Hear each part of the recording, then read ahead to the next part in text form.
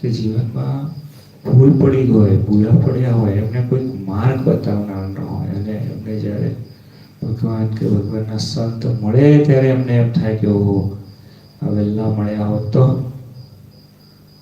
આપણું નસીબ એ છે કે આપણને વેળાસર મળી ગયા છે. હવે અવજ્ઞા ન થાય, હવે એમના કયાથી દૂર ન જવાય.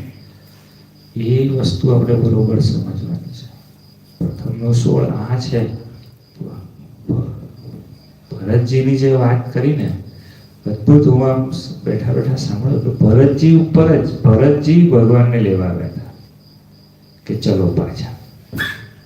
બરોબર નિર્ણય શ્રીજી મહારાજ સીધો ભરતજી પર નાખ્યો કે હવે ભરત જેવું કહેશે એવું આપણે કરીશું, કે મારે પાછા આવવું.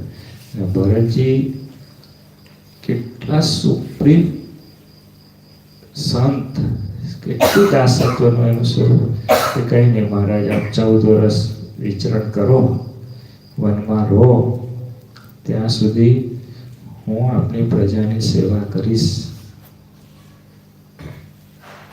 કેટલું હતું. એટલે ઈશારામાં જે સમજવાનું છે ને, એ ભક્તનું લક્ષણ છે.